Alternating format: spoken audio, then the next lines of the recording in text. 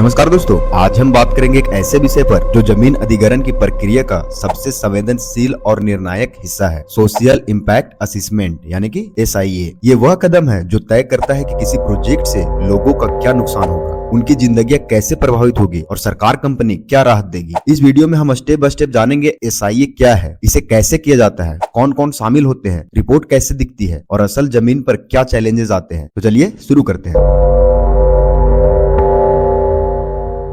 SIA social impact assessment का मतलब है किसी प्रोजेक्ट के सामाजिक, आर्थिक, पर्यावरणीय और सांस्कृतिक असर का पूर्वानुमान और उसका मूल्यांकन। यह सिर्फ एक रिपोर्ट नहीं बल्कि एक प्रक्रिया है जिसमें समुदाय की आवाज सुनी जाती है, उनके सवालों का जवाब पाया जाता है और नुकसान कम करने के तरीके तय किए जाते हैं। SIA क्यों जरूरी है? क्योंकि जमीन सिर्फ जमीन नहीं होती, उस पर परिवार, रोजी रोटी, संस्कृति और समाज जुड़ा होता है। यदि इन पहलुओं का सही से आकलन नहीं होगा तो विकास का नाम लेकर बड़ी असहमति और कष्ट सामने आते हैं। 2013 के एक्ट ने SIA को अनिवार्य किया, यानी केवल नोटिस या मुआवजा नहीं बल्कि ये भी देखना जरूरी है कि प्रोजेक्ट का सामाजिक प्रभाव क्या होगा। कई राज्यों में SIA के नियम अलग हैं, पर मूल उद्देश्य एक ही है, पारदर्शिता और शिकायत निवारण। SIA तब विशेष रूप से जरूरी होता है जब बड़ा इंफ्रास्ट्रक्चर हो, जैसे डैम, हाईवे, माइनिंग या बड़े औद्योगिक प्रोजेक्ट। इन मामलों में लोगों का विस्थापन, आजीविका का नुकसान और पर्यावरणीय असर गंभीर होते हैं। SIA एक चरणबद्ध प्रक्रिया है। सामान्यतः ये चरण शामिल होते हैं। पहला, प्री SIA स्कोपिंग, परिवेश और सीमांकन। दूसरा होता है बेस लाइन डेटा कलेक्शन। तीसरा होता है स्टेक होल्डर कंसल्टेशन। तीसरा होता है इम्पैक्ट असेसमेंट। पांचवा होता है मिटिगेशन एंड कंपनसेशन प्लान।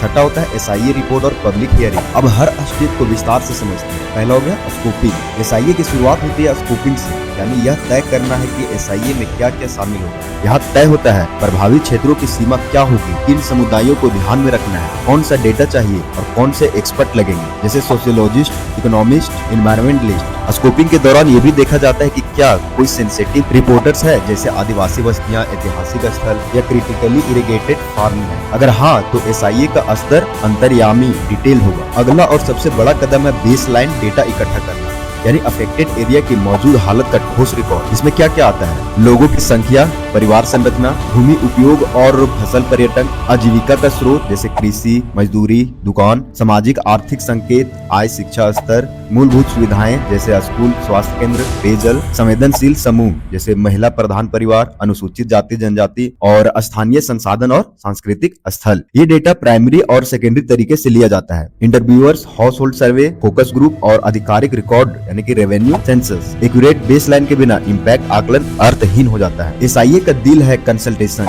यानी प्रभावित लोगों से बात करना। स्टेक होल्डर्स में शामिल होते हैं जैसे farmers, land owners, tenant, women, youth, local leaders, panchayat members, affected business and local NGOs। Consultations कई तरीके से होता है। Household interviewers, focus group discussions, gram sabha meetings और टारगेटेड इंटरव्यूज स्पेसिफिक ग्रुप के साथ। यहाँ लक्ष्य सिर्फ सवाल पूछना नहीं बल्कि उनकी चिंताओं को ठीक से समझकर रिकॉर्ड करना है।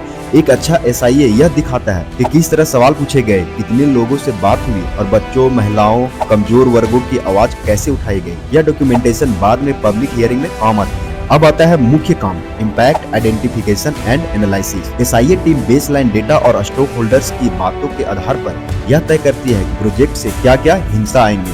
सामान्य प्रभावों की सूची कुछ ऐसे होती है: direct loss of land, loss of common property resources, social disruption cohesion, cultural heritage impacts, gender specific impact. Analysis में इफेक्ट की गंभीरता, समय और स्पाटियल एक्सटेंट को ग्रेड किया जाता है, जैसे नेग्लिजिबल, मॉडरेट, हाई। इसके बाद रिस्क रैंकिंग होती है, कौन से इम्पैक्ट सबसे पहले टैकल होंगे। इम्पैक्ट बताने के बाद अगला कदम होता है मिटिगेशंस एंड रीसेटलमेंट प्लान। यहाँ 3 स्तर पर काम होता है: अवॉइड, मिनिमाइज, कंपनसेट। अवॉइड का मतलब होता है अगर संभव हो तो प्रोजेक्ट का अलाइनमेंट बदलकर लोगों का नुकसान टाला जाए। मिनिमाइज का मतलब होता है कंस्ट्रक्शन मेथड, फेजिंग और डिजाइन में बदलाव करके असर घटाए। कंपनसेट का मतलब होता है आर्थिक हर्जाना, relocation, assistant, livelihood restoration, skill training और social welfare package. Rehabilitation and resettlement यानी कि RNR, परमानेंट डिस्प्लेस्ड लोगों के लिए नए घर, नौकरी, skill training, one time grants और priority access to local facilities शामिल होते हैं। एक प्रभावी SIA में रिस्टोरेशन की एक स्पष्ट योजना होती है। सिर्फ नकदी भुगतान नहीं बल्कि सस्टेनेबल इनकम ऑप्शन दिए जाते हैं। SIA रिपोर्ट में यह सब चीजें स्ट्रक्चर के तरीके से लिखी जाती है: introduction, project description, baseline data, consultation records, impact analysis, mitigation measures, RNR plan, grievance mechanism and monitoring plan. Report को क्लियर, एविडेंस बेस्ड और ट्रांसपेरेंट बनाना जरूरी है। सभी डेटा सोर्स, इंटरव्यूज और लिमिटेशंस क्लियरिटी बताएं। एसआईए रिपोर्ट अक्सर एग्जीक्यूटिव समरी के साथ आती है ताकि पॉलिसी मेकर्स और जनदाता दोनों समझ सके। एसआईए रिपोर्ट पब्लिक डोमेन में रखी जाती है और पब्लिक हियरिंग आयोजित की जाती है। ग्राम सभा या डिस्ट्रिक्ट लेवल मीटिंग, यहाँ कम्युनिटी अपनी ऑब्जेक्शंस और सजेशंस रखती है। पब्लिक हियरिंग का रिकॉर्ड लेना, ऑब्जेक्शंस का प्रॉपर रिस्पॉन्स देना और रिपोर्ट्स में नेसेसरी रिविजन्स का अनिवार्य है। पब्लिक हियरिंग यह साबित करती है कि एसआईए सिर्फ एक कागजी काम नहीं बल्कि पार्टिसिपेटरी प्रक्रिया है। पब्लिक हियरिंग के बाद संशोधित एसआईए और मिटिगेशन प्लान के आधार पर फाइनल डिसीजन लिया जाता है। अप्रूवल, मॉडिफिकेशन या रिजेक्शन। अगर अप्रूवल मिला है तो फिर मॉनिटरिंग मैकेनिज्म लागू होते हैं। शेड्यूल्ड ऑडिट्स, लिवलीहुड मॉनिटरिंग और एनवायरमेंटल चेक्स। ग्रेविडेंस रेसिडेंशियल सिस्टम भी होना चाहिए जहाँ प्रभावित व्यक्ति अपनी शिकायत दर्ज करा सके और समय पर निवारण पाए। अंत में सच्चाई क्या जानते हैं? सिद्धांत और व्यवहार में अंतर है। कुछ मुख्य चुनौतियां हैं जैसे outdated land record, forced consent practice, inadequate compensation और पॉलिटिकल प्रेशर। कई बार एसआईए केवल फॉर्म फिलिंग भरकर रह जाती है, यानी सर्वे तो कर लिया जाता है पर लोगों की सलाह को नजरअंदाज कर लिया जाता है। इसीलिए जरूरी है कि एसआईए इंडिपेंडेंट, ट्रांसपेरेंट और कम्युनिटी लीड होना चाहिए। तभी यह सच में लोगों की रक्षा कर सकता है और विकास को न्याय संगत बना सकता है। सोशल इम्पैक्ट असेसमेंट सिर्फ एक रिक्वायरमेंट नहीं, ये एक मोरल ऑब्लिगेशन है। यह याद रखिए कि जमीन पर लिखी हुई जिंदगियां है और एसआईए वही ब्रिज है जो विकास और न्याय को जोड़े रखता है। अगर सही ढंग से किया जाए तो एसआईए कॉन्फ्लिक्ट्स घटाता है, परियोजनाओं की सफलता बढ़ाता है और सबसे महत्वपूर्ण, लोगों का भरोसा बनता है।